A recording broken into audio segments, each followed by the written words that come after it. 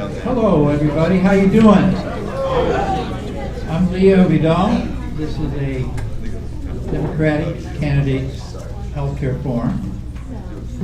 We're always thankful for the library to let us come here. One other announcement is Nancy Soderberg's not coming. Why? Nancy's ill, I was just told. So that's a bit of a shocker. So we will carry on.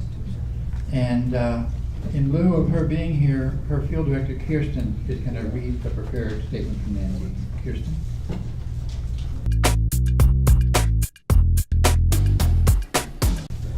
Hi everyone. Nancy once again apologizes for not being here. She's been sick for the past couple of days and tried to fight through it. And this was last minute, and my parents always asked me if I was going to run for office, and I always said no, and I'm still standing by that. So please just bear with me while I read this. But this is a statement from Nancy. Let me first thank Leo for his leadership in the field of healthcare and ensuring that the need for healthcare for all Americans is front and center in this campaign. Unlike millions of people around the country who do not have access to basic affordable health care, I am fortunate to have access to good and affordable health care through my job as a professor at the University of North Florida.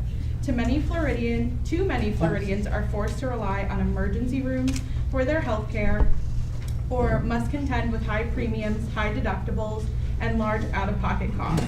And those costs continue to rise. We must work to make healthcare a right for all Americans. Affordable, accessible, quality healthcare is a fundamental right and should never be considered a privilege. But we face a well-funded opposition. Republicans and insurance companies have consistently tried to revoke the protections on pre-existing conditions and intentionally sabotage the healthcare markets, creating a spike in premiums and deductibles. Their plans would throw 70,000 Floridians off their healthcare plans in Florida's 6th district. Their actions would abandon Americans in their most vulnerable moments, fighting cancer, battling drug addiction, or in need of life-saving treatment. Last year's tax bill eliminated the individual mandate that all Americans have insurance, meaning 13 million people would not get health care, and that the cost of insuring those less healthy will skyrocket. And many of those 13 million will delay doctor visits and get sick, then struggle to pay their medical bills. We already know we face a large increase in the cost of our healthcare premiums this October. Americans deserve better. In Congress, I will fight to ensure every man, woman, and child in this country has access to affordable, good quality health care. We must protect pre-existing conditions, lower premiums and prescription drug costs, protect Medicare and Medicaid from cuts, stem the opioid crisis, improve access to mental health care, and help modernize our VA health system so our veterans are taken care of when they return home. Instead of providing solutions, congressional Republicans voted to slash Medicaid funding and jeopardize treatment options for millions.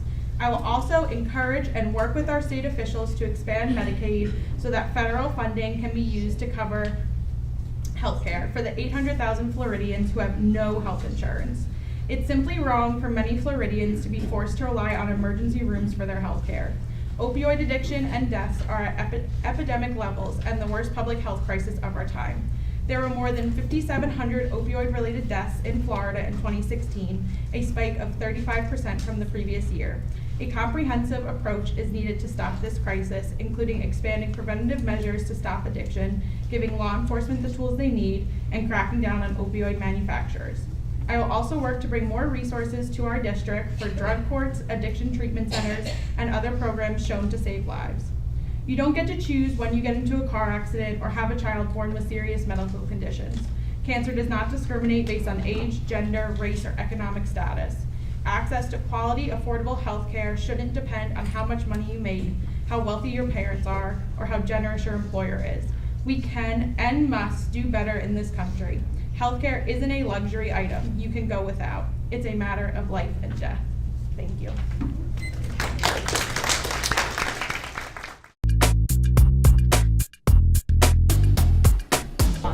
So first of all, thank you for all that you've done, Leo, and then also thanks for having us so close to our home. So 2-minute drive was really very helpful for me. So my name is Steve Savigny.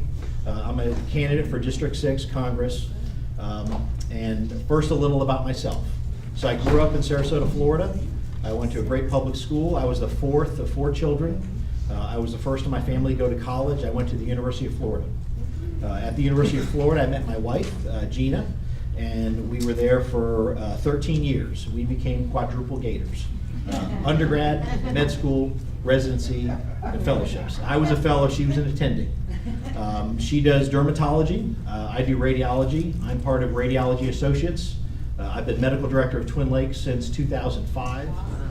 That's our main breast center. That's where we do a lot of our biopsies and a lot of the surgeries. And Gina is part of Ormond Beach Dermatology.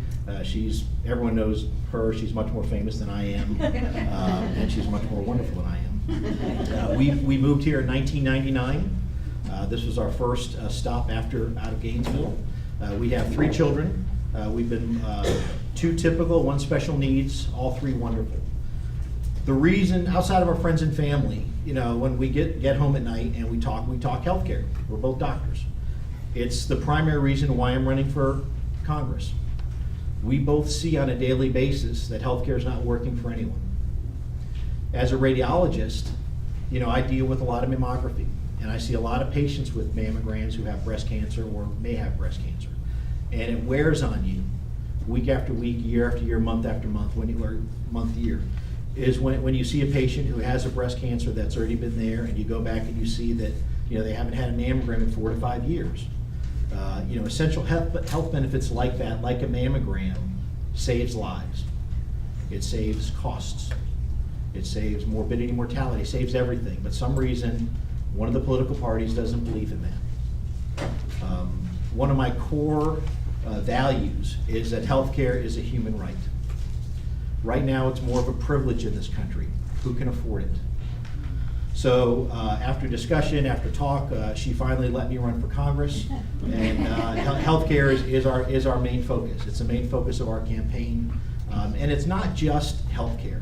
It's what healthcare does to everything else. It's what healthcare does to wages, right? If you have a choice between at the beginning of the year when you're making your budget and a business looks how much their healthcare is going to go up, how much their wages can go up, it affects everything. It goes everything. Social Security. Social Security raises have not met the raises that pharmaceutical costs have. It's staggering the differences. So it's not just healthcare, it's what healthcare does to our entire economy. I have 2 core beliefs with healthcare, and I will fight for those every day. Number 1 is that healthcare is a human right. We're the richest country in the world. We spend twice as much as everyone else. We should cover everyone. They should get the healthcare that they need, the healthcare they deserve. Part of that is electing people who will put our values before profits, our values before power, and the people above both. Currently, we're not doing that. The second core belief, healthcare costs are bankrupting this country.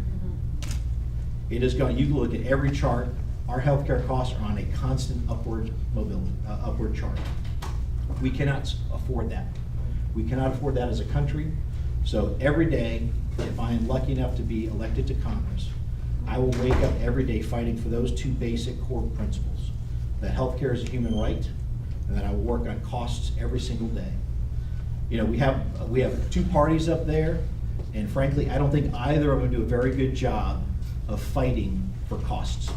Because a family in Volusia County who makes $45,000 and has a $7,000 deductible, they may have coverage, but they're not getting the care that they need in our country.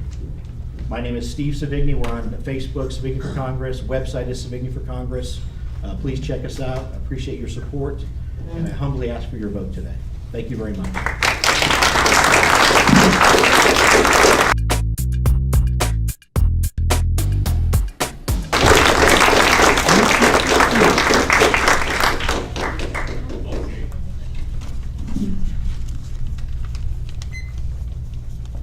Hello, I'm John Upchurch. I want to thank everybody for coming out today. It's wonderful to see democracy in action. I had an opportunity to grow up in this wonderful community, graduate from high school here at Seabreeze High School, went to Stetson College of Law, where I met my wonderful wife. We've been married for 22 years, and have two wonderful, amazing kids.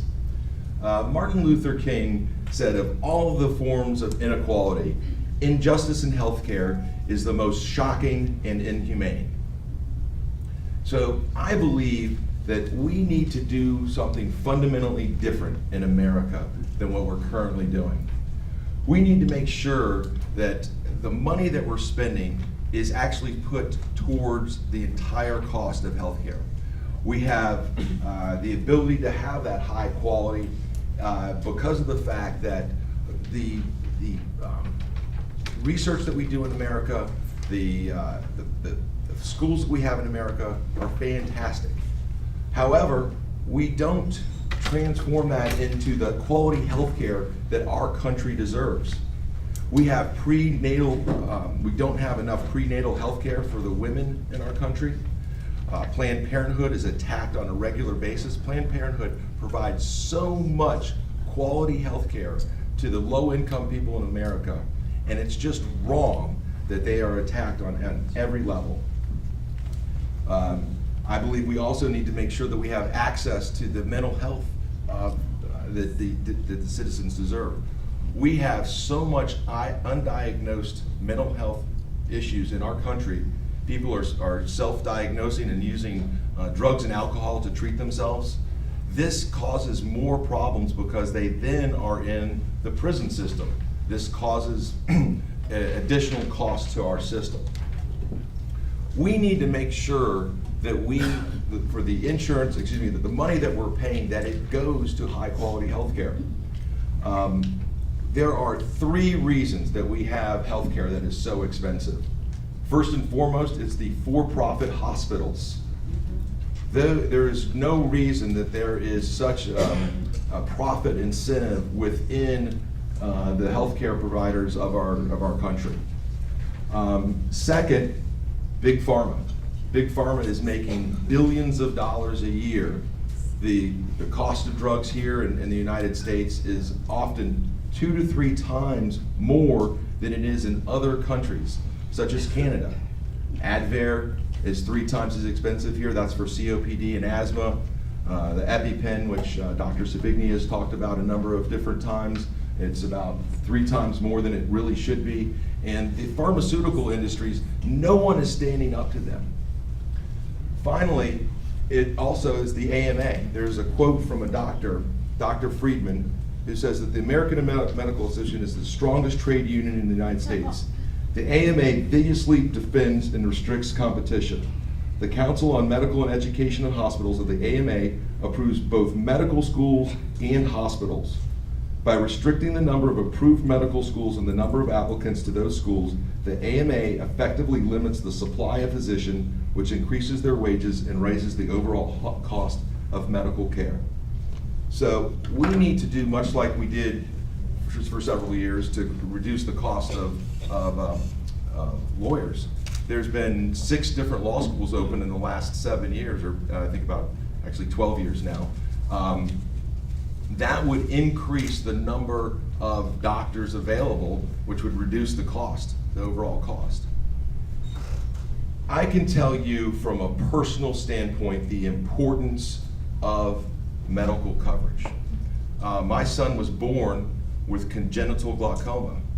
You can pull out your cell phones and look at untreated congenital glaucoma image.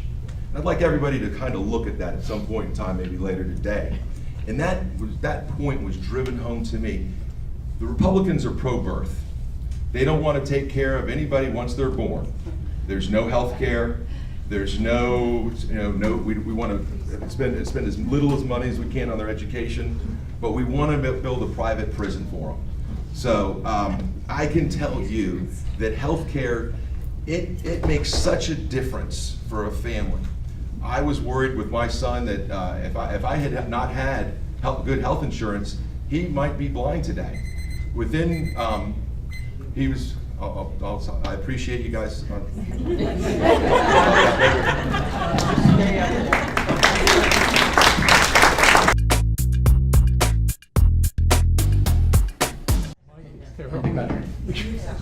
What is the first thing that I would do to reduce healthcare costs? The first thing that I would do would be, I would advocate for Medicare for all. Medicare for all. Medicare for all would immediately reduce the amount of money that is paid to insurance companies. Medicare for all, Medicare works. It is the most efficient delivery of medical services that we have in our country. We need to expand upon Medicare for all, Medicare, so that everyone within our country can have medical services.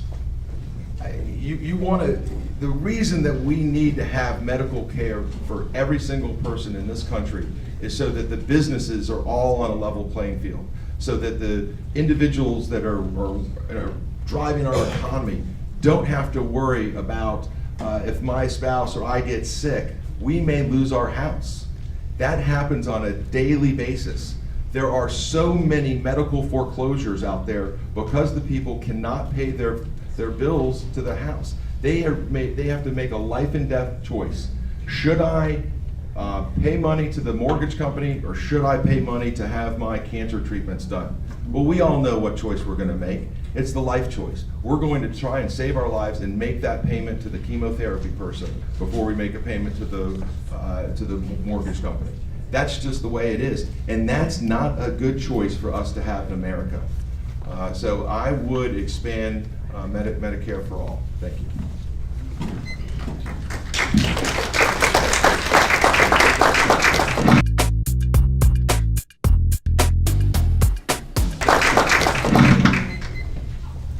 So reducing costs. So first of all, slight correction.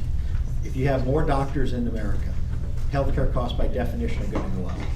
Healthcare is not a supply and demand thing. It's not like you're going to have more rakes out there and the cost of rakes are going to go down. The more physicians you have, the more people then enter the system and costs will go up. So how do we work on costs? We look where the profits are, okay? When you look at the 5 basic things that healthcare funds go to, right? Hospitals, insurance companies, pharma, medical implant, the medical supply industrial complex, and then physicians. 4 of the 5 of those have had record profits in the last 8 years. Every year, their profits go up and up. Why is that? Because no one fights them. We're the only industrialized country where the pharmaceutical companies tell us what we're going to pay for medicines.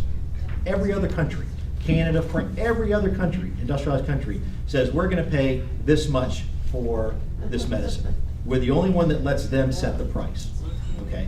We need to stop that. And that's a problem on both sides of the aisle. If you Google DCCC and Big Pharma, you'll see some great articles on that. It's not, Republicans obviously, they don't care about healthcare, they don't care about anything. but there are issues in our own party. I'm assuming we're mostly Democrats here. But, there are problems in our own party when it comes to controlling costs. And so, there's a lot of plans out there. There's Medicare for All, there's Medicare Extra, there's Part E, there's House Bill 676.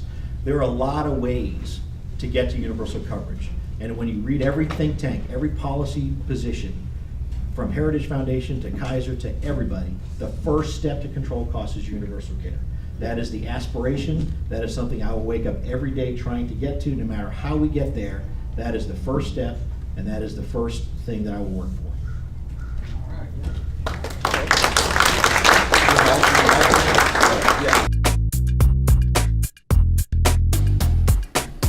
So so there's 2 primary plans out there that most people are leaning towards, and it's remarkable, having been involved in healthcare, just the progression in the last 2 to 4 years between the discussion for Medicare for All and for House Bill 676, and it's been dramatic when Obamacare, or when Affordable Care, I call it Obamacare. He said he liked calling it Obamacare because it means Obamacare. So I'm going to call it Obamacare, and I don't think it's a derogatory term at all. So when Obamacare came out, it was obviously it was very difficult to do. It took a full year to do it, and it actually took longer than that because they've been working on that for about 20 years. So those 2, the Medicare for All and the House Bill 676, are aspirational. They're what everybody wants, everyone wants. But when you look at the specifics of those bills, there are a lot of problems with those bills. 676 is probably best known. I kind of believe, I agree with kind of what the AARP says. AARP is against it. Why? Because there are not enough mechanisms in that bill that control costs. It covers everyone, but has anyone read the bill? Yes. It's only 29 pages. It's very easy, 30 pages. It's very easy to read. It's very understandable. It's not, the typical, it's very simple to read. The problem is, in my feeling for it, is it does not do enough to control costs. And it says, well, we'll negotiate with pharmaceuticals. We've been trying to do that for years, but we don't have the people in Washington that have the will to take that fight. And until we elect new people that have not been given hundreds of thousands of dollars from insider Washington people, no one's gonna go up there and fight that fight. As a physician, someone who has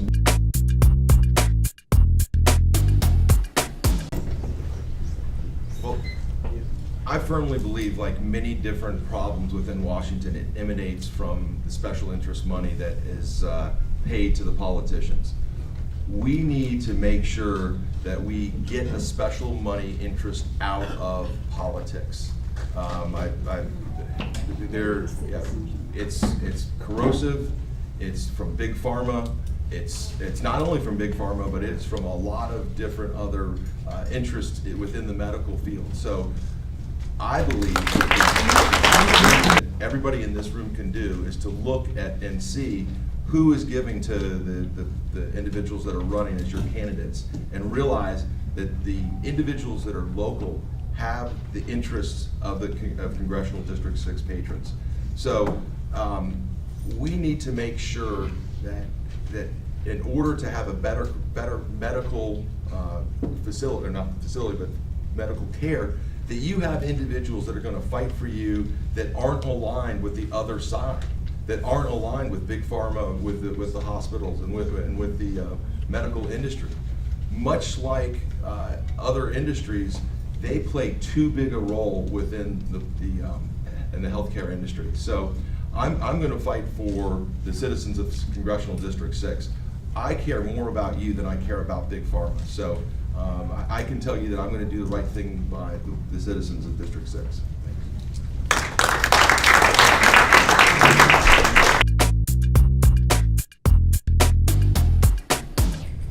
What would I do to make it more affordable? Well, I believe that when you take a 30% reduction on the amount of money that's not going to insurance companies, there's going to be some cost savings within that. So that is initially going to make it, and like Dr. Spigny said, as far as when you're insuring everybody, you're not insuring everybody, but everybody has care and everybody's paying into the pot. That will reduce the cost, the overall cost, because everybody will be participating. And that is the key, is that if everybody in the entire country participates, that will bring the amount that everybody's proportionally due down. As far as other costs, if we're able to negotiate and we take the restrictions off, because right now there's legislation that does not allow Medicare to negotiate the price of the pharmaceuticals down.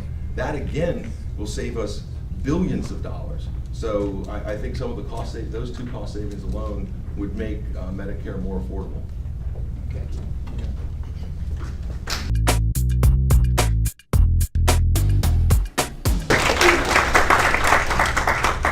So Medicare for all, again, it goes to our core belief that everyone deserves healthcare. Healthcare is a human right. But when you talk to actual physicians who practice medicine, Medicare has become very difficult to practice in. For the last 12 to 14 years, there has been an administrative and paperwork burden that physicians don't feel they can take care of patients anymore. They're sitting in front of their iPads having to check the right boxes. They're making sure that they use the exact words.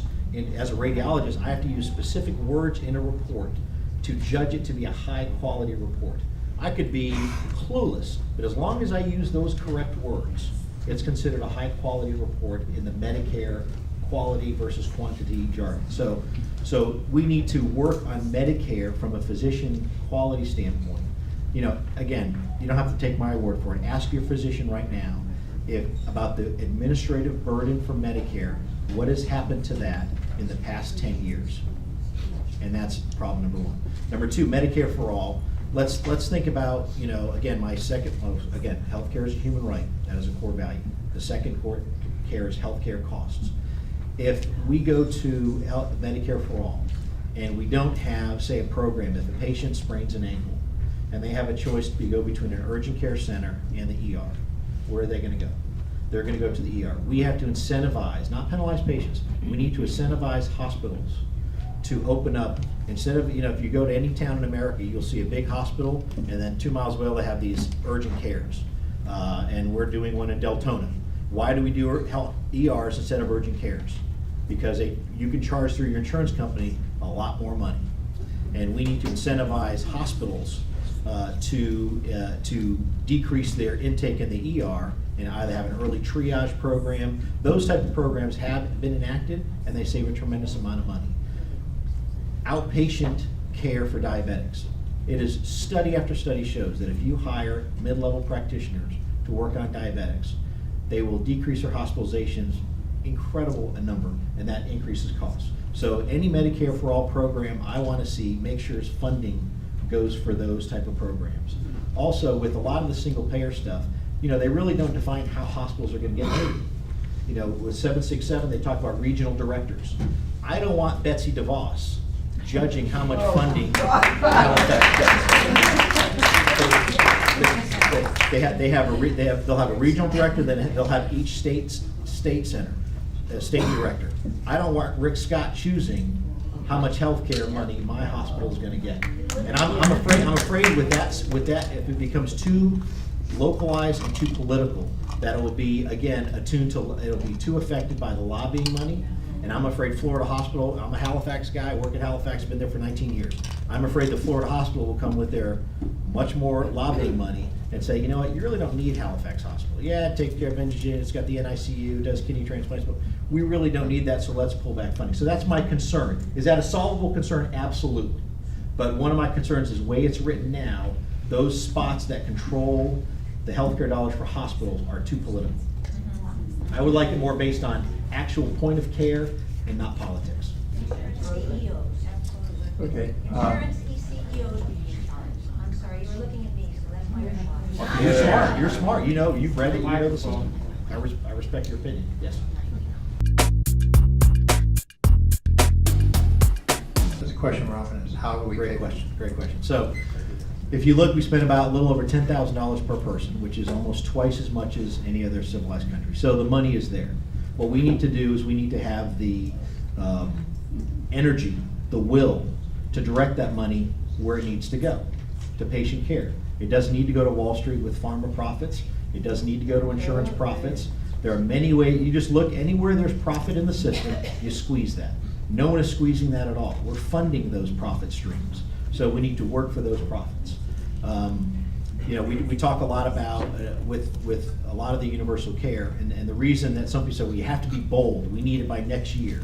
One of the problems is when you read the studies, we're gonna need a lot more primary caregivers than we have now, right? America, we have the best specialists in the world. Again, I'm a specialist, I'm biased, but we need to work on our primary care people. That's not solved overnight. That's not solved in 3 months. That's something that we need, again, leadership from the top to work and adequately fund programs like Halifax Hospital, which has a family practice program. Every year we graduate 8 to 9 wonderful physicians, young, they're smart, they want to stay in the area, but we don't have the funding right now to hire those people and put them in a clinic. And that's one thing that we need to change, and that's why another reason why we need to come out so strong this fall is because we need a new person directing the appointments to Halifax Hospital.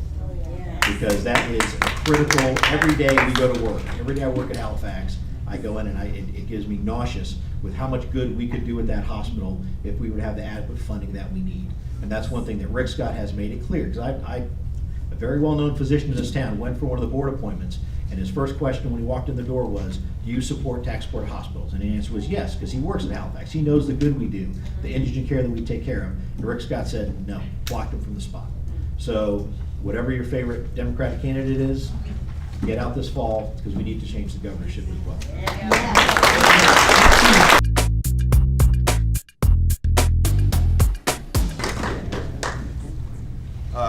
Three specific points that I believe will decrease the costs of insurance and make people healthier. First and foremost is I believe in preventative care. I think that we need to make sure that we give people access to better diet. We need to make sure that they understand that there's exercise that can improve their physical condition. I also want to make sure that we think about other alternatives than just regular medicine. We have massage, we have chiropractic care. We need to make sure that we use all those types instead of always just turning to a hospital or to regular medical care. Further, we need to expand county health clinics. As a lifeguard, when I was taking my physical, we would go out to the Volusia County Health Clinic and get the physical, and there was a thriving, operating county health clinic. We need to return to those days when individuals who don't have access to health care can easily go to a county health clinic and get something that's preventative in nature so that their cold doesn't turn into pneumonia. We need to be able to give that to the people that can't and don't have health care right now. Further, we need better nurse-to-patient ratios. These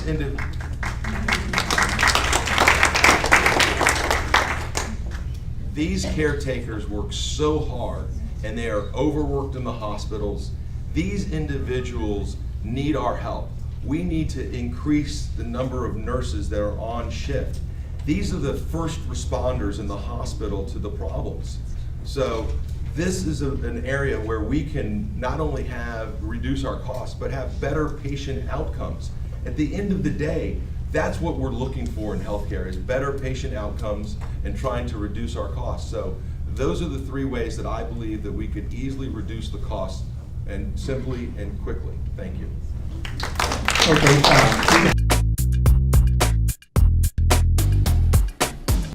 Well, I think that we've talked about ways that we were going to reduce some of the costs and the amount of money that's being currently paid to cover all of the different medical care costs and the amount of money that we're paying into the insurance system. So the way that I would do that again is trying to preventative care is going to reduce the cost. So if somebody does not get diabetes because of the fact that they eat better and that we give them an incentive not to get diabetes because of the fact that we're pouring sugar down their throats from all the McDonald's, all the different advertising that's being directed to our kids.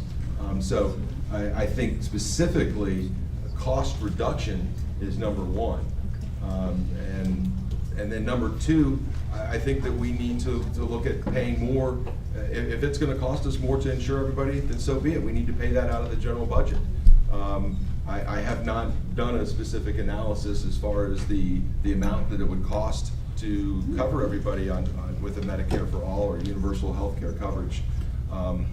So I don't have the exact cost that it would cost to insure everyone, but I believe that within the system that there are so many ways that we can eliminate both fraud, the need for many different medical procedures, and then also the ability to have the Volusia County Health or the county health clinics. I think that is going to greatly reduce the cost because, like Dr. Savigny said, those individuals would no longer have to go to emergency room visits. So those are the ways that I would like to pay for Medicare for All.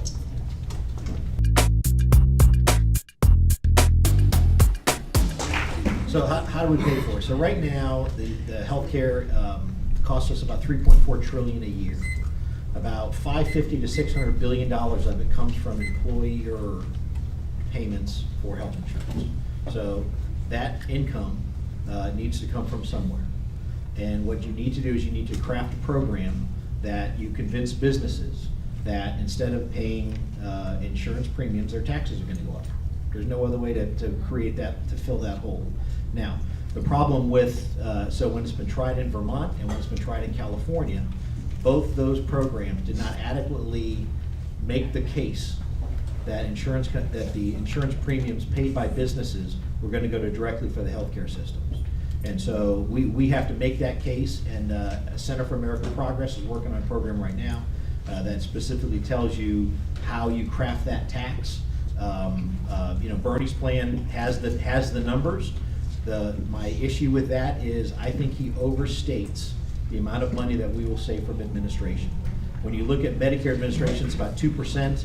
When you look at insurance companies, between their administration and the profits, it's about 26%. So that's 24%. That's a ton of money that we will save. And it goes right to families. You can prove that middle-class families will save about $4,000 per year. But again, you have to have the will of the people and the will of the government to say, look, business, you're going to pay for this. We're going to save money, but you need to create the case and convince them, prove to them that if we all get on board and agree that universal health care is our goal, that health care for everyone will save money, which again, every academic think tank believes that. That is the goal. But I mean, obviously the money has to come from taxes.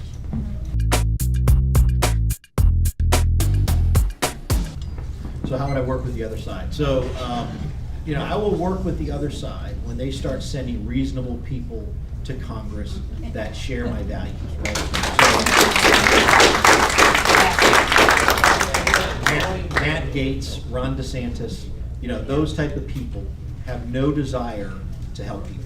They want to get famous, they want to go on to their next job. So I'm not going to be able to work with people like that because they don't share my values, they don't care about people.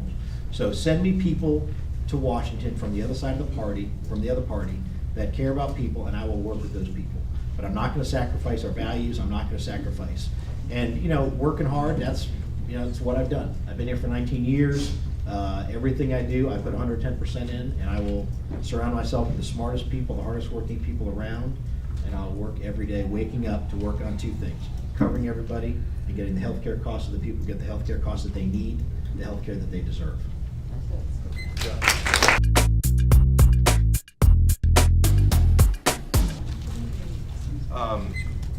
I will work with moderate individuals that want to get solutions done. First and foremost, we need to elect a Democrat in Congressional District 6.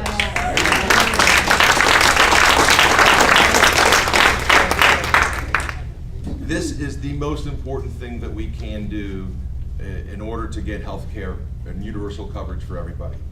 And the reason I say that is that we need to first and foremost flip the House from Republican to Democrat. Yep. And then we need to work doubly hard to get a new president in 2020. And it's going to start. You have to have, obviously, the House and the Senate propose the legislation, and it is signed by the president. That is not going to happen until we get a Democratic president in the White House. So I am going to work doubly hard to make sure that when I am elected, that I am going to make sure that we get a Democratic president and that we have somebody here in the I-4 corridor, the foothold of the I-4 corridor, that is going to campaign tirelessly to get a Democrat elected president so that we can pass healthcare legislation that will get signed into law and it will be universal health care for everybody. And like I said, I'll work with anybody that has that goal in mind. Thank you. Sure. To elect a Democrat. It doesn't, I want to make sure that we have a Democratic elected in. Yes.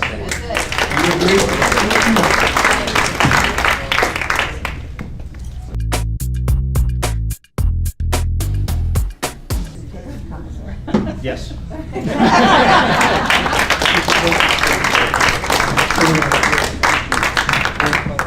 Short speech. Yeah. You didn't ask my question the way I wrote it. That's a job of the moderator. My question to you is this. I ask every candidate this. Will you actively work for, if you do not win the primary, will you actively work for to help get elected whoever your competition was in the primary, by sharing resources, by sharing people, by sharing whatever you can, will you actively show up at their campaigns and help them to get elected? Yes. I mean, I can't speak for my team, Thank but you. yes. I I want to flip the house from red to blue. So,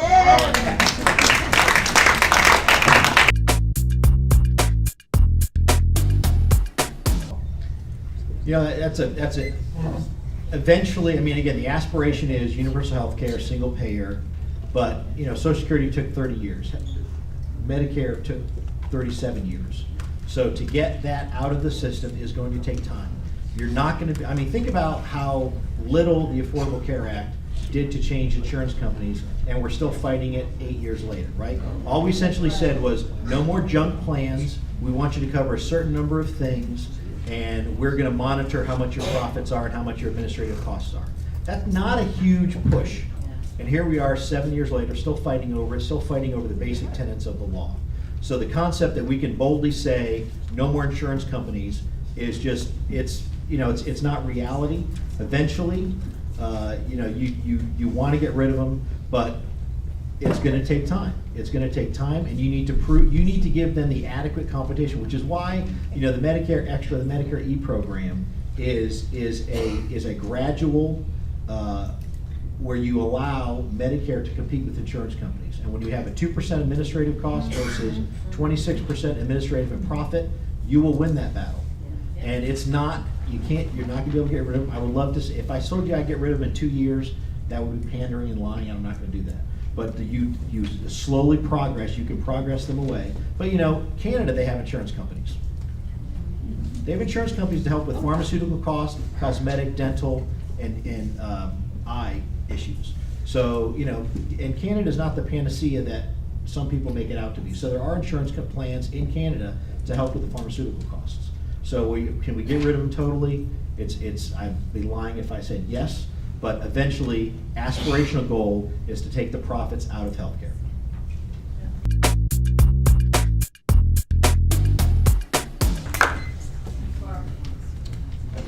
I'm actually going to echo a lot of what Dr. Savigny said. I would love to see the insurance companies out of the medical business.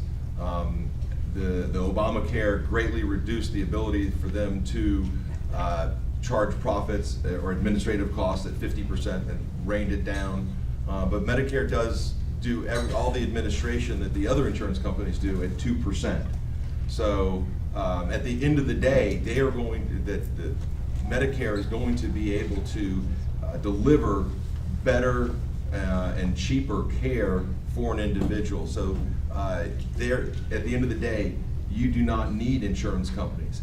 However, to change and to get there, you're going to have to negotiate with the other side who believes in insurance companies. And so there will be insurance companies for a while.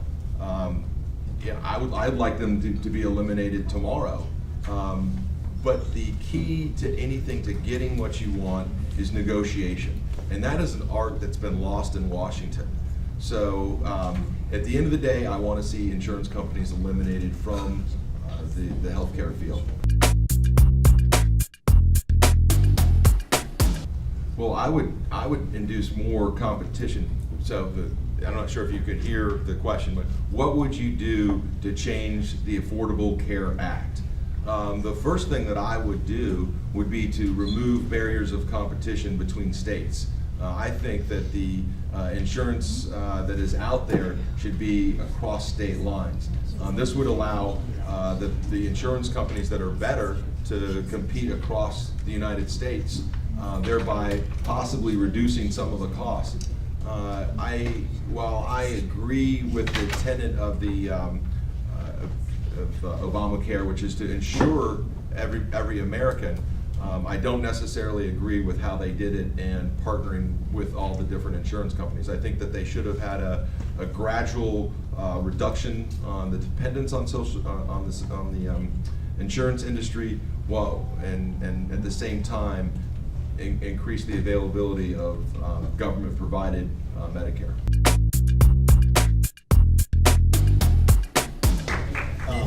If you want to bring up a laugh at a insurance committee meeting, bring up getting rid of the state lines for insurance companies, because it means absolutely nothing. It's one of those talking lines that Trump says, and the little lines around the state that means absolutely nothing. So what we need to do is we need to actually enforce Affordable Care Act, Obamacare. The states like Florida the states that have not expanded Medicaid, we need to make them take it. It is to get everyone on the same playing field. When you look at states like Florida, the legislature said, no, we don't want Medicaid, we don't want Medicaid. Yet they come around 2 days later and they say, okay, we need the LIP funds for indigent care, and we need all these other programs from the federal government. It's the same dollars, they just kind of play monkey games with it. So first thing, we need to make them expand Medicaid.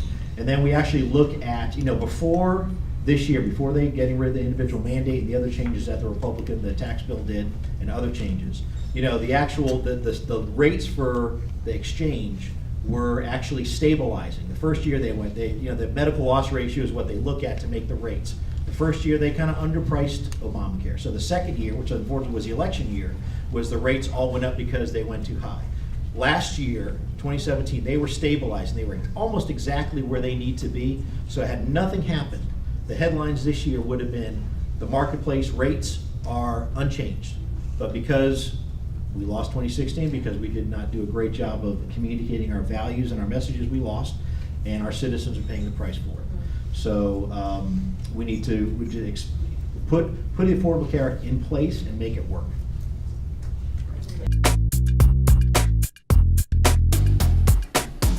Well, it's where we're at, right? From the World War II, that's where we essentially got there. And changing from that is going to be very difficult. It's back to do we need health insurance companies? Ideally, aspirationally, no. But it's where we're at. In most employer-based plans, the people are happy. And so when you take that away, you're going to have a political backlash. Let's look at Medicare Advantage. A third of Medicare recipients sign up for Medicare Advantage. So they are seeing benefit in having some type of private help, some private insurance. So, it's where we're at, and to say anything other is fantasy.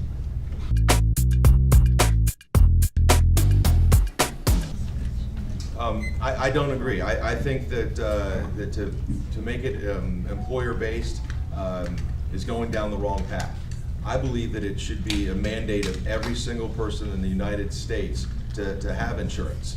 We have too many self-employed individuals. Small business is the engine of our economy, and in order to make sure that it's a level playing field out there across America, we need to make sure that insurance, one, is a requirement of living in America. I mean, whether it's going to be through a tax situation or it's going to be through the fact that you're going to pay a penalty with your income tax, just like it is, it's just done away with. But that's the way that we need to make sure that everybody has medical care. To rely on employers is, I think you've got some employers that are going to do the right thing. I mean, I know that the people sitting up here do the right thing, but there are too many people out there that are willing to cut corners. You've got corporations that pollute out the side door, and that cost is borne by society. And that other person down the street that is in the same business that doesn't pollute, their cost is higher.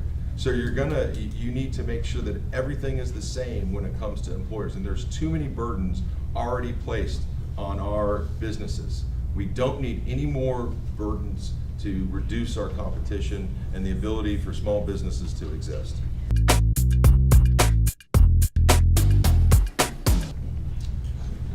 Okay, well, I think they're pretty similar. I know that Medicare for All has got the, right now Medicare obviously is for anybody over 65 years old, but I think Medicare for All would make it so that it's going to be the government-run health care. Now, universal health care coverage could come through insurance companies. So Medicare for All is going to be more government-based than the universal health care coverage. We're asking about single payer. Oh, single payer. Yeah. Well, All three, yeah. That's my question. Yeah. I don't understand the difference between the all three. Is there really a difference? Is it, It is in just your a handout. name only, or? It describes single payer in the handout. So, yeah.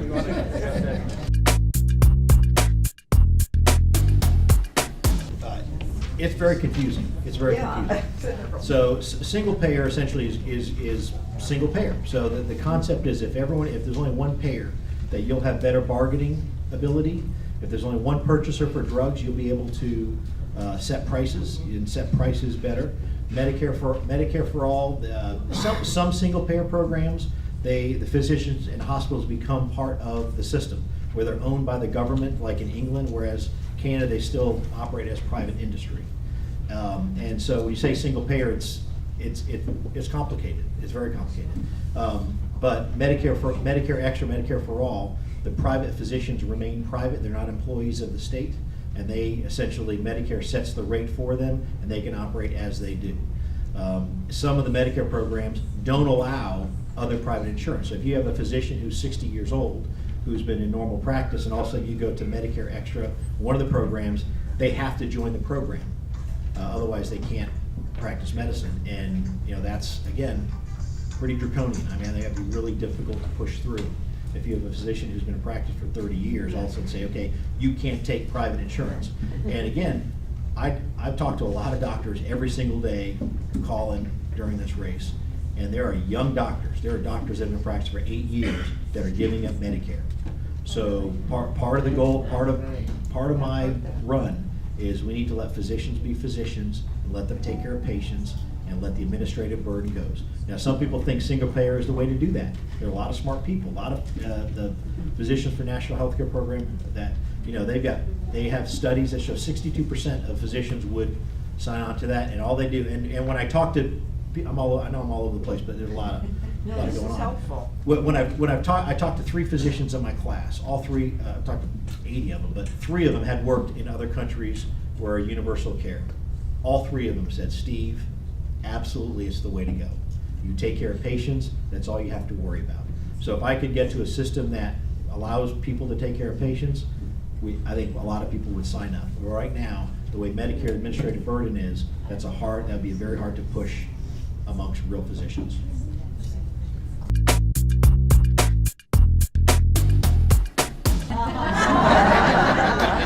Absolutely not. No. If we're gonna make radiologists and dermatologists immune to that question. No, I mean that's something we need to look at. I mean, do physicians in America make more than other countries? We do. We see about 1.4 times as many patients as other countries. We have less support services as other countries. So there's a lot of studies on that. Now, what I will do is I'm not going to say, I'm going to automatically go for salaries, but you can look at there are certain practice parameters, okay? Like say there's a procedure, and we'll just take an example. So a few years ago, there's a procedure to unclog sinuses called angioplasty. They go in there with a little catheter and they open up the sinus tubes, okay? So for years that was a procedure. Medicare didn't really pay for it, and insurance companies wouldn't pay for it. It wasn't done very much. Now all of a sudden it gets approved, and I'm seeing on all my CAT scans, I have to give the exact dimension of the opening of the sinuses, because if it's over 1.5 millimeters, they then can't do that procedure. So what happens? The ENTs go out and buy their own CAT scanner, and now they're having their own readings that allow them to do it. And when you see, there are certain, and Medicare does a horrible job at this, when all of a sudden you see a specific reimbursement pattern, it takes them 6-8 years to figure out what's going on. That is one thing we will absolutely go after. Prostatectomy. When all of a sudden urologists started getting paid for external beam radiation therapy versus prostatectomy, you know what? No one does prostatectomies anymore. There's like 3 surgeons in Florida that do prostatectomies. One guy in Celebration he's done, God, 15,000 of them. But so the urologists saw that. They said, look, the outcome's the same. I could buy my own radiation scanner. And so those type of things where it's not fraud and abuse, but it's certainly changing the system. Now, as a radiologist, I can't order a CAT scan on a patient. That's called self-referral. So I am solely 100% dependent on what physicians sent to my practice. Now, if a urologist buys his own CAT scanner, he then can do as many CAT scans as he wants. So that's called self-referral. So as a radiologist, we can't do that. And what dermatologist does, they, my wife's wonderful, she would never do anything that would be even questionable.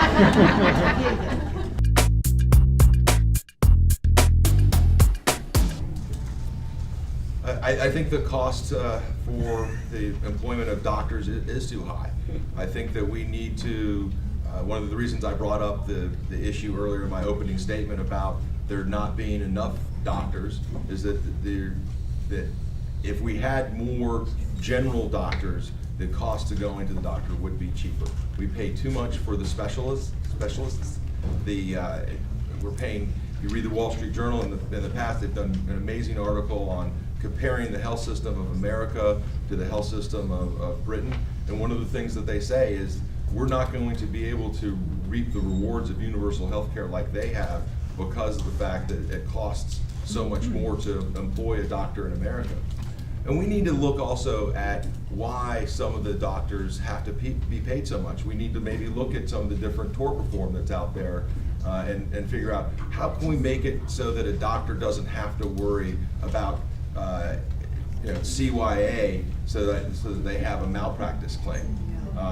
We need to make sure that they're not worried about that as opposed to how can I make sure that I can deliver the best patient care for my patient. That to me is the most important aspect of medical care. So I do think that there are some savings within the cost system with the salaries of the doctors. Thank you. So I'm an attorney and I'm a small business owner. I practiced law for a number of years. A couple of years ago, I wound down my practice a little bit so I could be more of a small business owner. So at this point in time, all of my legal cases are with my former law partners. So I am not actively practicing law. And within my business as a travel agency owner, I've got two travel agencies, a travel school, and a host agency going on. I, as the CEO of that business, have hired really good people underneath me and have been training them for a number of years, even before I made this run for Congress. So it really will be pretty much on autopilot. I also have some other family members that are within the business. So I would end up hiring probably an administrator for the travel company, and it would not impact me at all.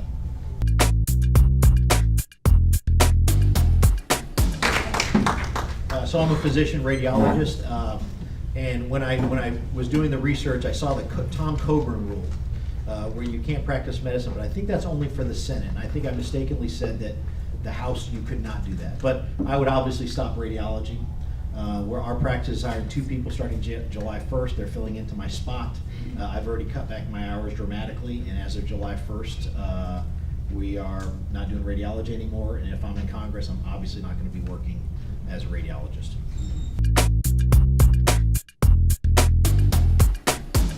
Well, I mean, everything based on that is the value system that we have and the funding. I mean, other than adequate funding for homes and hospitals and caregivers, I don't know what more I can add.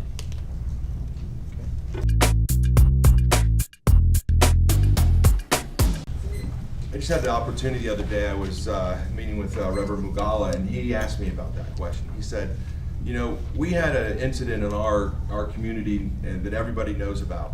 Said that gentleman, they attacked 2 other people with a hammer and killed one of those gentlemen. He said, I want you to know that mother had gone down and taken him to Halifax Hospital. And they turned him away because they looked at him and they say, are you a harm to yourself or anybody else? He said, no. Even crazy people know not to say yes to that.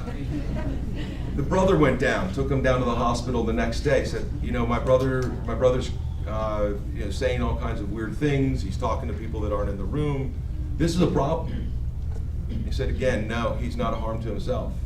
So the brother went down to the courthouse, and while he was at the courthouse asking a judge to Baker Act his brother went out with a hammer and attacked somebody and brutally murdered that individual.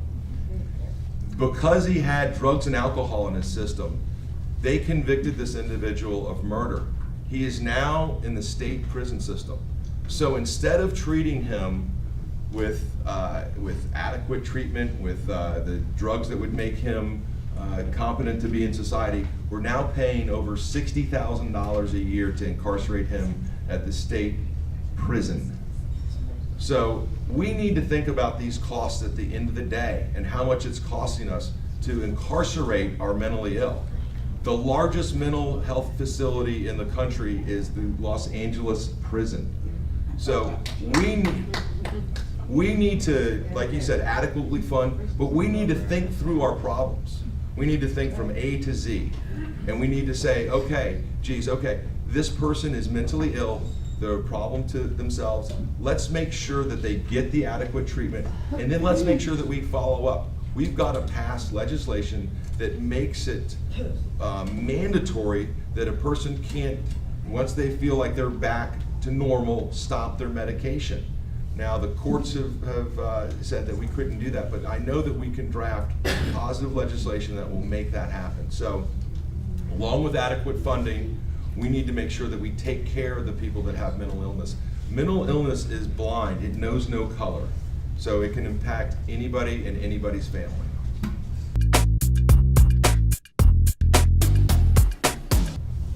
Well, the opioid crisis is impacting the entire country, and we need to hold the people accountable that have said that opioids weren't addictive, and that's Big Pharma. Much like when I was at the Office of the Attorney General, I worked in a minor role in the tobacco litigation. I can tell you that's exactly what we need to do in this particular situation.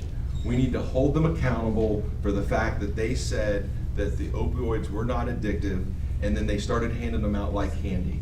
They have given basically a bottle of pills, or manufactured a bottle of pills for every single person in America. This is wrong. When my son goes and has his wisdom teeth taken out and they give him a bunch of oxycodone, as opposed to when I got that done, they gave you 2 Tylenol and said, okay, hope you feel better in the morning. That is a problem. That's where our addiction starts. As many of you know, I have the endorsement of Sheriff Chitwood, and Sheriff Chitwood's main thing that we talked about was the opioid crisis and what we're going to do to stop it. And first and foremost is the stopping of the prescribing of so many opioids. We also need to realize that the opioids are for some individuals. We have chronic pain out there, and we need to make sure that we're getting the right treatment for the people that have chronic pain and not spreading that to everybody. Because there are a number of individuals that can't live in the current state that they are because they have nerve pain or other pain that is not, you can't fix it surgically. So there are a number of avenues that we need to look at to reduce our dependence on opioids, and also what we can do to treat the people that are addicted. We need to support Stuart Marchman here locally with funding.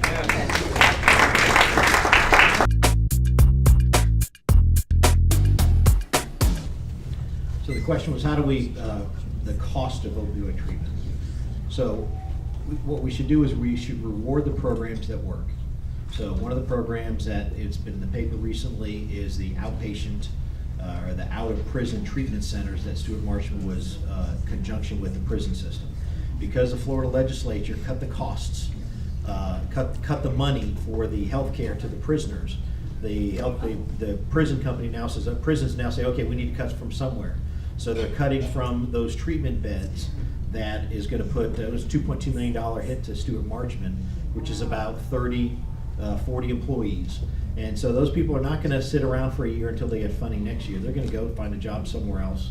So we're going to lose those people from our community. So when you look at opioid treatments, it's a very complex, multifactorial issue. Reward programs that work, reward programs that obviously save money. If you have someone who's willing to get treatment in an out of prison facility, you don't throw them back in prison, because all it does cost, like John said, $60,000 a year. So there is a federal thing that we can do. Right now, we have a cap on the number of beds in certain opioid treatment centers. We need to lift that cap, and then we just need adequate funding.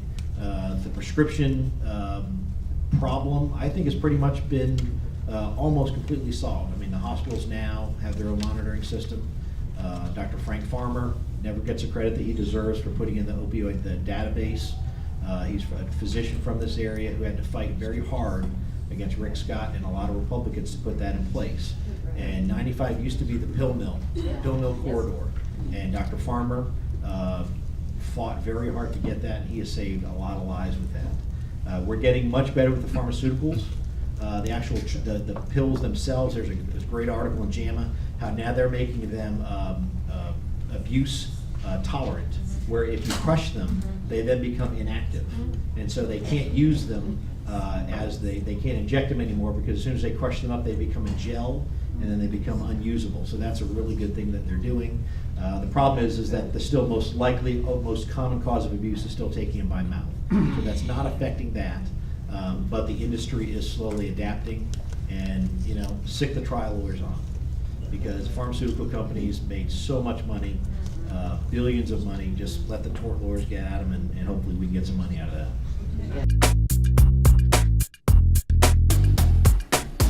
Great question. So, Social Security is, the next 3 to 5 years are going to be critically important for Social Security.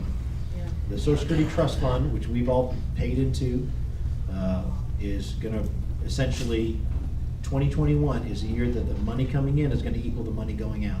And so after that, we're going to have to tap into that trust fund that we've all paid into. And unless we have people up there that are going to fight for our values and fight for the Social Security, again, that we've all paid into, there's going to be a lot of hurt seniors throughout the area. Again, fight for Social Security, fight for the changing the way the cost of living adjustment is. It needs to match what the actual costs are for our seniors. It's done now on a kind of a formula for a middle-aged family. And let's face it, when pharmaceutical costs are increasing at 18% and your cost of living is only at 2%, that's taking money that should be your livelihood for Social Security and spending and buying pharmaceuticals with it. And Medicare, again, we just need to fight for it. You need to say, okay, here are our values. Medicare is an incredibly important system. It's I can't remember, tens of millions of people are on it. You need to fight for it. You need to look for fraud and abuse. You need to look for areas that it's abused. And again, fight for it. Fund it.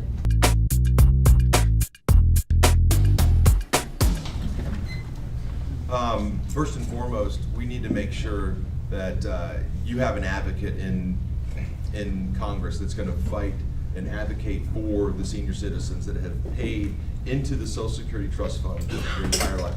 The reason they call it as an entitlement is because everybody is entitled to it because they put that money in just like a bank account.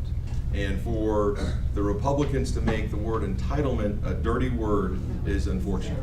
But first, we need leadership on the Democratic side that's going to stand up and say, this is money that was put in a bank account. This is money that the individuals that have paid in deserve and have a right to that money. We as citizens have to make sure that we go to the ballot box and teach the people that want to infringe on that they're not welcome. The Social Security Trust Fund, as Dr. Savigny alluded to, it is about to get to a point where they have more money going out than coming in. And for too long, all that money has been used in the general account to prop up tax cuts, prop up military spending, prop up payments on the debt. I mean, a lot of interest is now being paid on the debt. So we're going to have to realign our priorities in Washington. We need to stop spending so much money on the industrial military complex and put that money back into.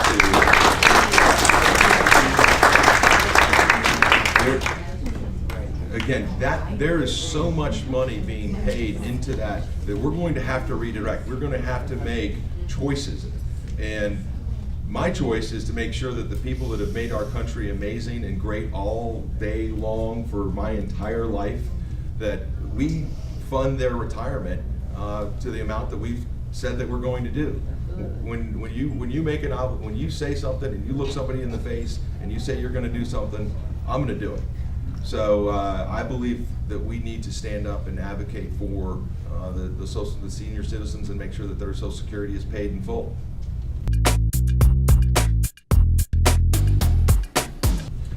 Citizens United is one of the largest problems that we have in politics. It allows unlimited corporate money to go to super PACs. It has up into the apple cart. And what I would personally do is that I really think that we need legislation in Washington that is campaign finance reform. I firmly believe that the only money that should be, I really firmly believe that the only money that should be put into a campaign is from the constituents within the district and the person that is running their own campaign. I really see too much outside influence coming into campaigns, whether it's once somebody gets elected, big pharma, the agricultural industry, the auto industry, everybody is willing to put money into your pocket. The NRA is not going to be in my pocket, I can tell you that. That's a pledge that I've taken.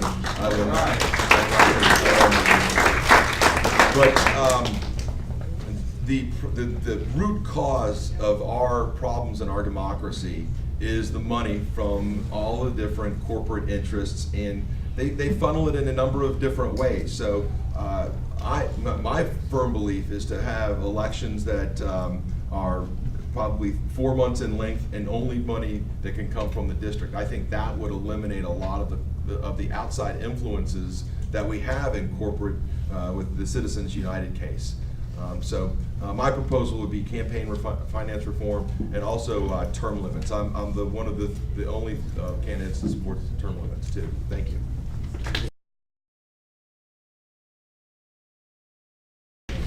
So Citizens United, it needs a legislative fix. We need to get the money out of politics.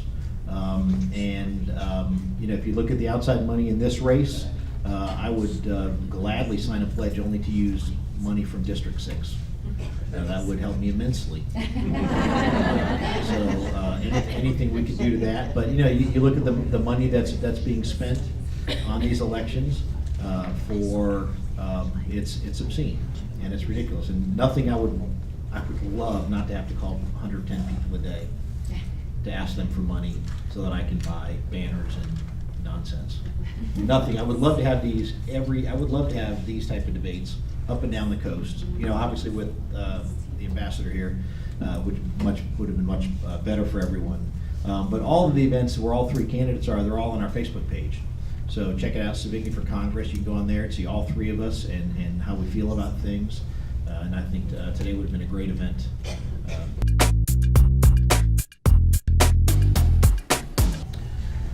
So there are 535 elected officials between the Senate and the House. There are 15 physicians. 13 of them are Republicans. Oh, wow. And they're Rand Paul, they're Senator Kennedy. They're not, the most caring, wonderful, loving people in the world who care about the health care of their people.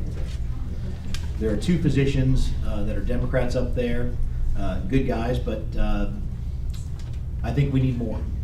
I think we need to send physicians. I mean, healthcare is 18% of our economy, and they make up less than 5% of our elected people. And I think if you live something every day, I mean, I live mammography. I see women go without mammograms. I see the costs of healthcare. I go to Pine Trail, Ormond Beach Middle School, and talk with families. Half the discussions are about healthcare costs and what they're doing to this country, what they're doing to families. We lose elections because we talk about the peripheral stuff. Who's the better patriot, who wears the flag pin, all that other nonsense. What we need to work on is we need to send people to Washington that care about our values, that are kitchen table issues.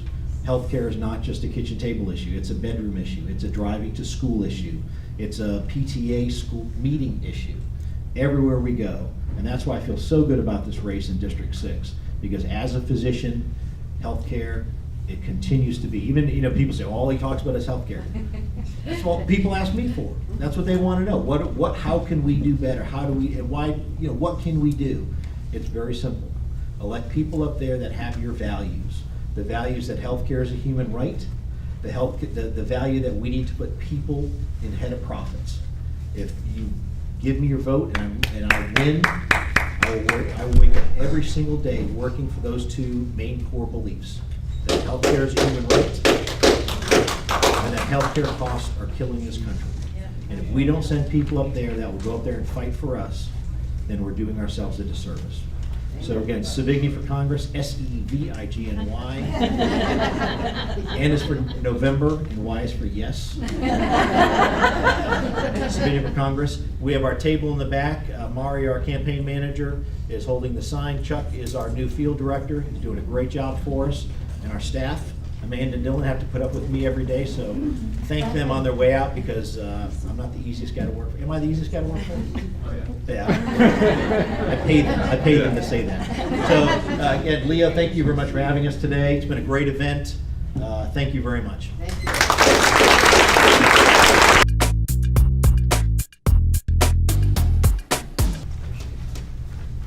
I'd like to say there's no need to reinvent the healthcare system in America. We already have the greatest healthcare system. We just need to make sure that we deliver it through Medicare for all. We have a crisis in this country, and we have to choose often between medicine and the payment of the rent. And that is not something that individuals should ever have to make a choice between. Americans shouldn't live in fear of serious illness or injury that's going to bankrupt them.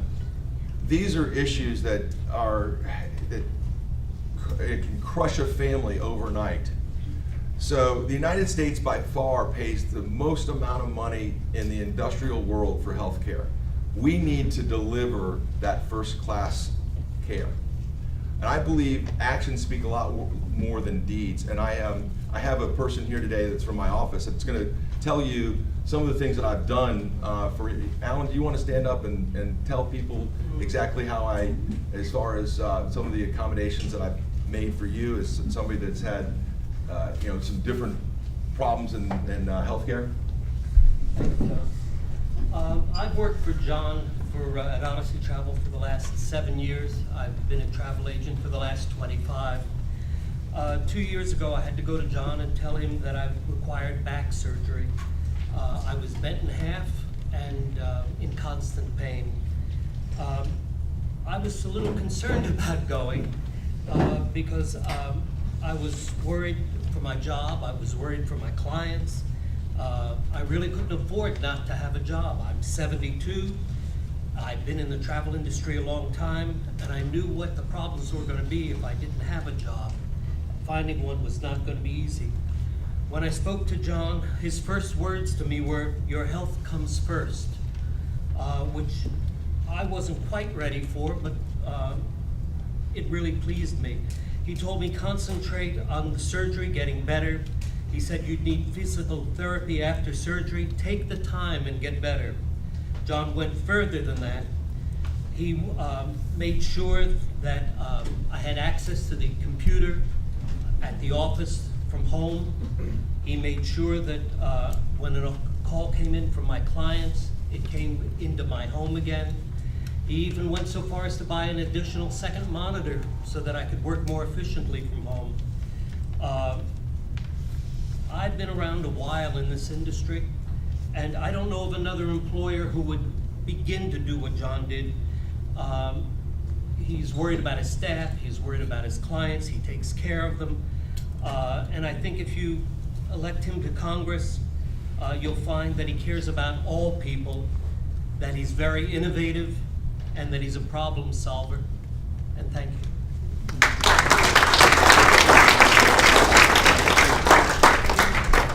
So when I'm elected, my goals for healthcare are to provide affordable healthcare and access for everyone, to reduce the costly medical treatments, to find solutions for the runaway prescription drug prices, and to support policies that are family friendly.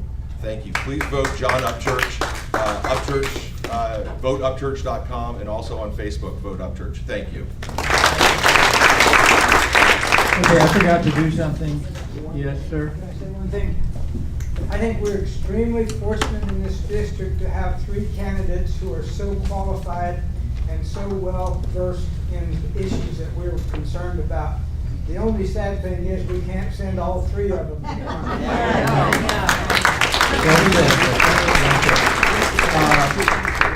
I would like to introduce the woman whose name is on my shirt. Katie, would you stand up? She's running for the state legislature.